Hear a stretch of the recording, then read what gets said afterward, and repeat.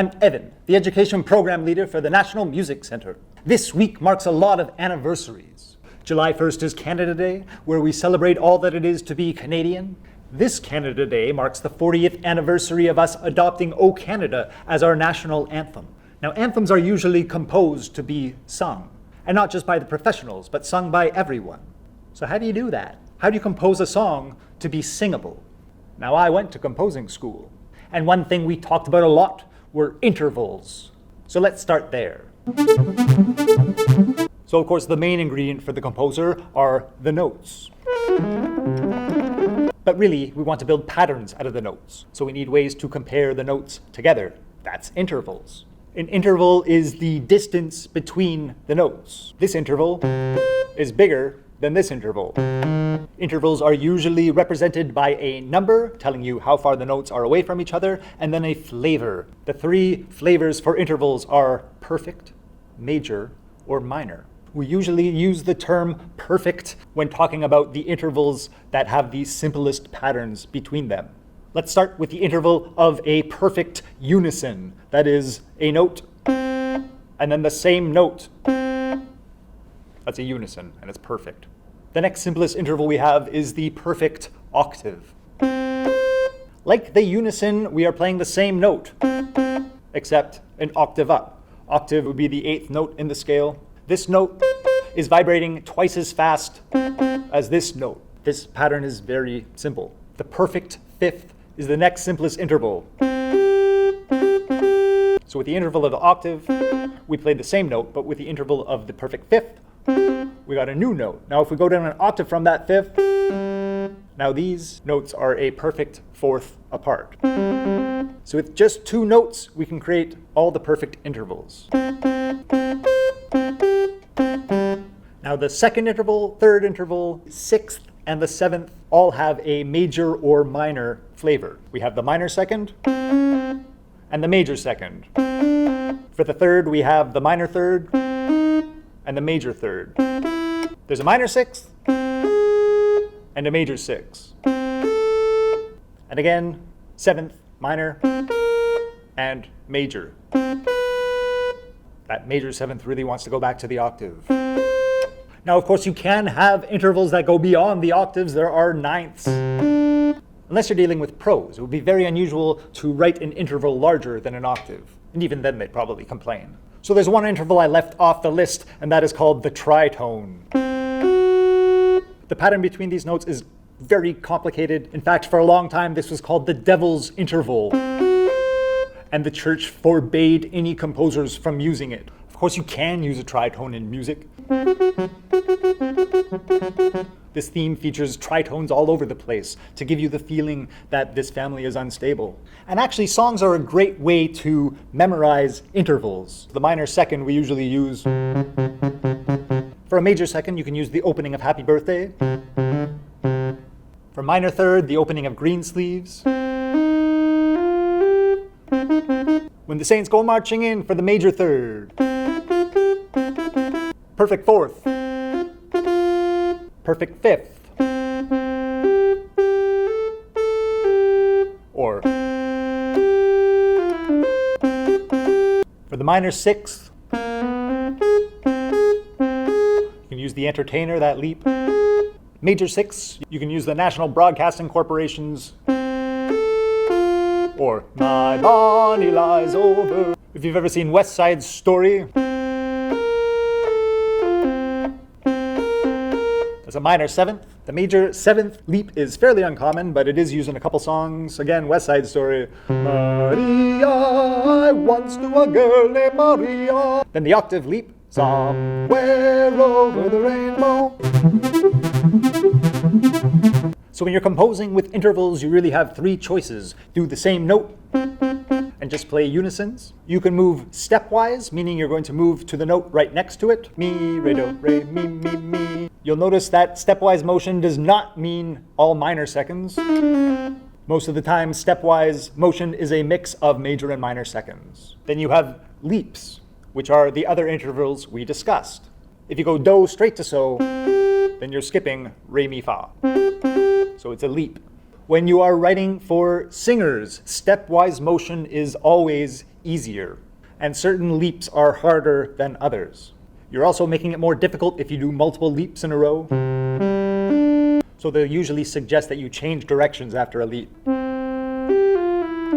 Or if you're going to do a second leap, to leap in the opposite direction.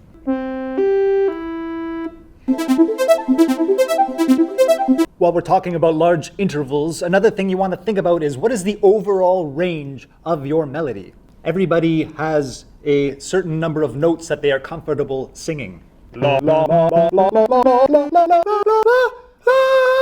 one thing you'll notice right away, I can hit this note, but not with a strong voice. So beyond the notes that you can sing, there are also the notes where you sing strongest.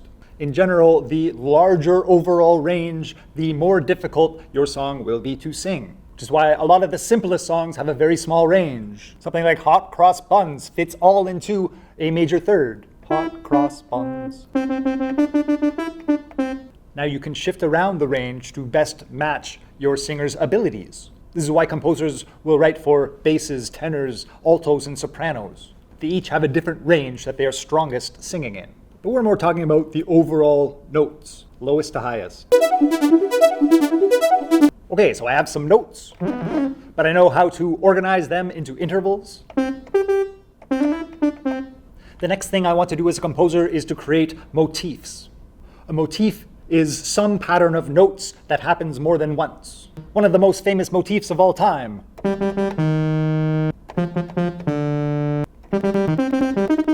Notice how that same pattern of bum bum bum bum repeats over and over again. In fact, this entire piece is built out of that one motif. This is one of the reasons why composers dig Beethoven so much. He was a master of motifs.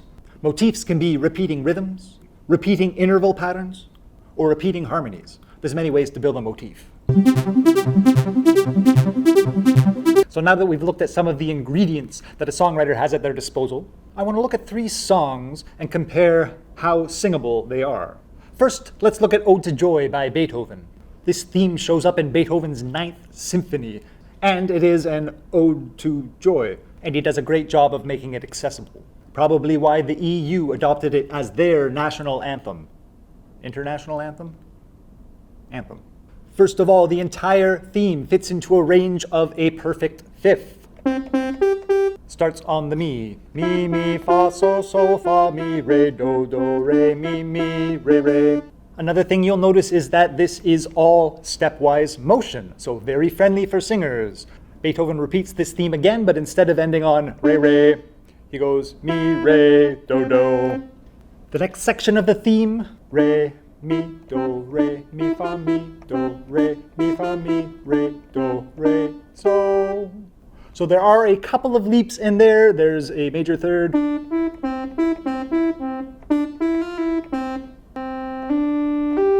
Then he asks you to do a perfect fourth there. Then a minor third back to the mi. That's nice and simple. It fits in a very small range. It's a memorable theme that almost anyone can sing. Well done. Not that Beethoven needs my review. Like I said before, O Canada has now been our national anthem for 40 years, but the tune was actually written 100 years before that by Calixia Lavallée, who was born just outside of Montreal. O Canada starts on the mi of the scale, does a leap up to so, then a leap down to do. So right off the bat, it asks you to do 2 leaps, but they are fairly simple in that they are outlining a major chord. This becomes a rhythmic motif, bum, bum, ba-bum. After the 2 leaps, they give you some stepwise motion moving up the scale. The first phrase ended on do, the second phrase ends on re, so the theme is rising as it goes. It's a way that a composer can play with a motif. The bum, bum, ba-bum comes back again, but the notes change. One thing I want to point out there is this one note. Now this note doesn't belong in our original keys scale. Now, compared to our original note, that's a tritone, which gives it some spice. This note is part of a subdominant harmony, but we don't need to get into that right now. In the next section of the piece, we get some stepwise motion.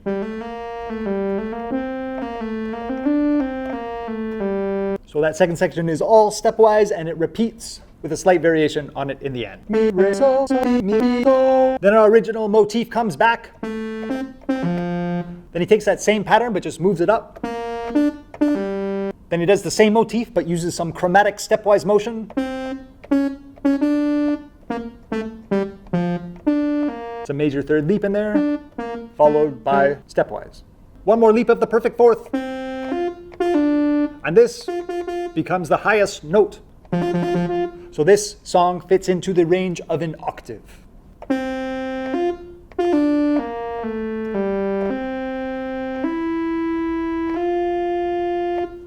So I'd say Monsieur Lavallee did a great job of creating a singable tune. It all fits into one octave, and there are no leaps that are unapproachable for most singers. Let's look at another anthem, the Star-Spangled Banner.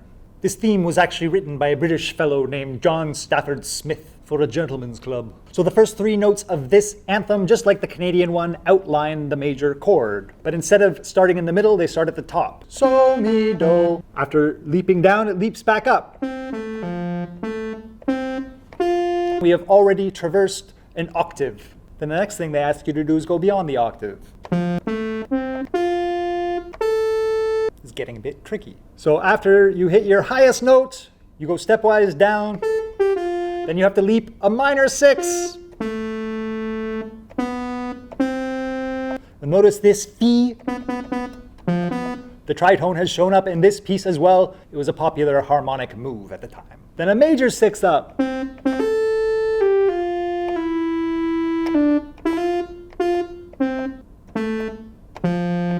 So already in the first line, we have a very large range of notes. We have a couple times where there are multiple leaps in a row.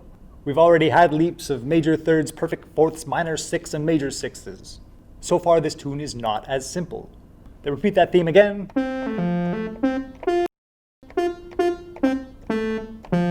So we arrive back at our do, and then our composer friend asks us to leap from do to the highest note we've sung so far, this mi. Some 8th, 9th, major, 10th. Then after you hit that note, you're expected to sing higher. That gives this song a whopping range of an octave plus a perfect fifth. That's a lot of notes. Again, this song has a very strong rhythmic motif. Bum, ba bum, bum, bum, bum. So while the motif is clear and the tune is memorable, it's not really that easy to sing. In fact, I'd say it has a bit of a reputation as being one of the harder national anthems out there. And really that is because all of the intervallic leaps and because of the huge range of the piece. I'm not saying it's bad, it's a great tune. And seeing as it wasn't originally composed as an anthem, he might not have been trying to make it all that singable in the first place. He might have been aiming for a crowd that wanted to show off a little. So now that you know the ingredients that songs are made of, go out and learn some songs. Try and figure out if the movement of notes is in stepwise motion or in leaps. And if you want to exercise your musical mind, a great way to do push-ups is by learning the intervals, just by hearing them. I'll link to an interval trainer you can find online. It will really help you out. Now before you go, there's one more anniversary that I want to celebrate this week.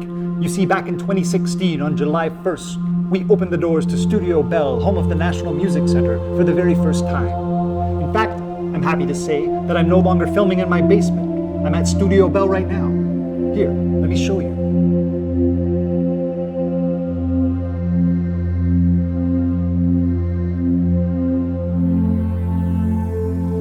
Here's one of the studios where Tonto is.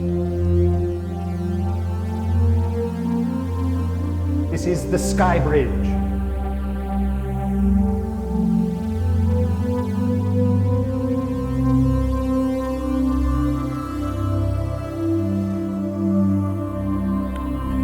These are the collections workshops where they work on instruments and prepare other artifacts to be put on display. Here's the Kimball Theater organ. I promise we'll do an episode on this instrument soon.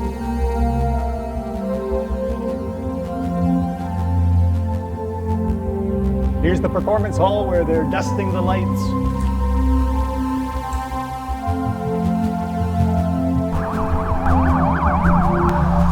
Here's the King Eddie rooftop patio. But what's most exciting about being here is my access to the National Music Centre's instrument collection.